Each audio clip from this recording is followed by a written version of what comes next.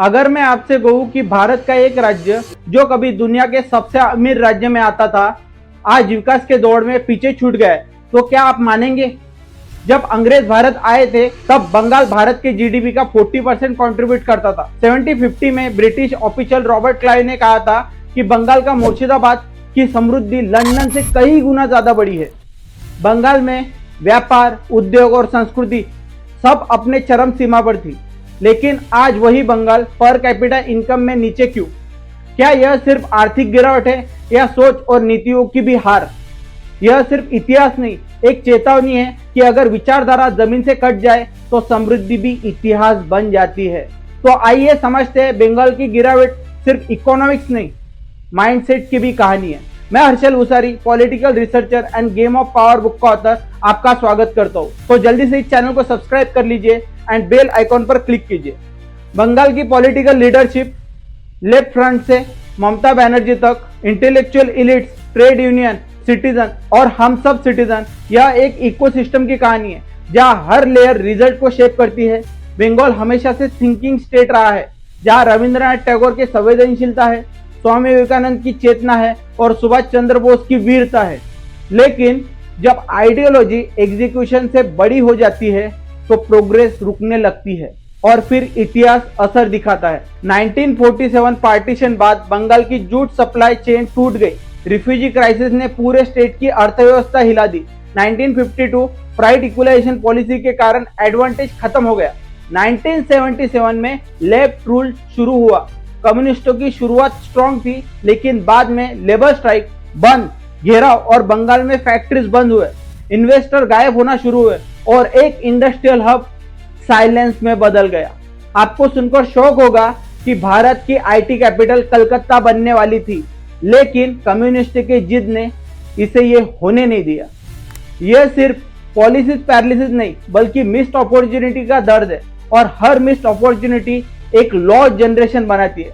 कलकत्ता शहर और उसके पड़ोसी इंडस्ट्रियल बेल्ट्स में कभी मशीनों की आवाज गूंजती थी, आज सिर्फ खामोशी बोलती है। बंगाल में फैक्ट्रीज एक एक करके बंद हुई और इन्वेस्टमेंट का रुख मुड़ गया महाराष्ट्र और गुजरात की ओर। इस पर सिंगूर एक टर्निंग पॉइंट था, जब टाटा ग्रुप का 1800 करोड़ का नैनो प्रोजेक्ट बंगाल में शुरू हुआ, लेकिन वो प्रोजेक्ट भी प्रोटेस्ट की आग में जलता रहा।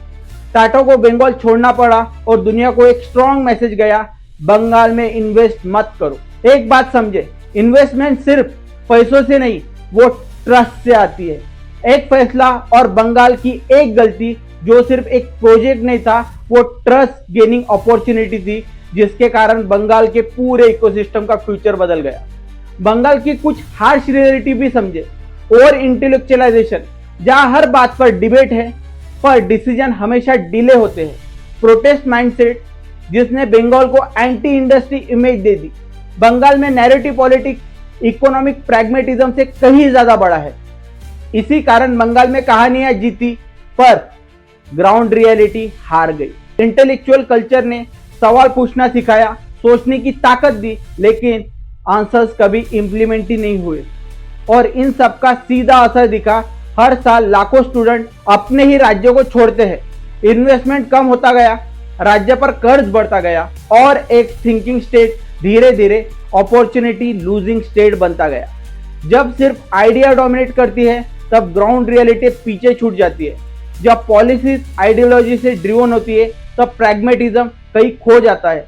इंडस्ट्री स्टेट पॉलिटिक्स से डरती है और रिस्क लेने से पहले ही पीछे हटती है, और इसका अल्टीमेट आउटकम है कि जॉब्स कम होते जाते हैं, अपॉर्चुनिटी सिमटती जाती है, यूथ अपने ही घर को छोड़कर दूसरे राज्यों की ओर निकल पड़ते हैं, इकोनॉमी धीरे धीरे स्टैग्नेंट होने लगती है और फिर बनता है डिक्लाइन का विशियस लूप, जहां सिस्टम खुद अपनी कमजोरी को बढ़ाता है।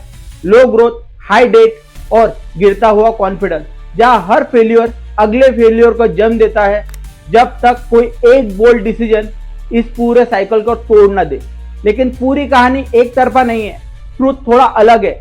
लिबरल इंटेलेक्चुअलिज्म अकेला दोषी नहीं है, इसी ने दिया कल्चर, लिटरेचर, साइंटिफिक थिंकिंग, सोचने की आजादी और सवाल करने की ताकत। लेकिन कहानी यह बदलती है। प्रॉब्लम तब शुरू हुई जब आइडियाज तो थे पर एग्जीक्यूशन नहीं था। जब डिबेट्स बढ़ती गई पर डिसीजन पीछे रह गए, जब विजन था पर एक्शन मिसिंग था, और वहीं से प्रोग्रेस रुक गई, क्योंकि आइडियाज बिना एग्जीक्यूशन के सिर्फ शब्द बन जाते हैं और शब्द अर्थव्यवस्था नहीं बदलते। बंगाल के पास आज भी टैलेंट है, लोकेशन है, हिस्ट्री है, फिर भी सवाल वही है, मिसिंग क्या है? तो वो है इंटेंट एंड एग्जीक्यूशन।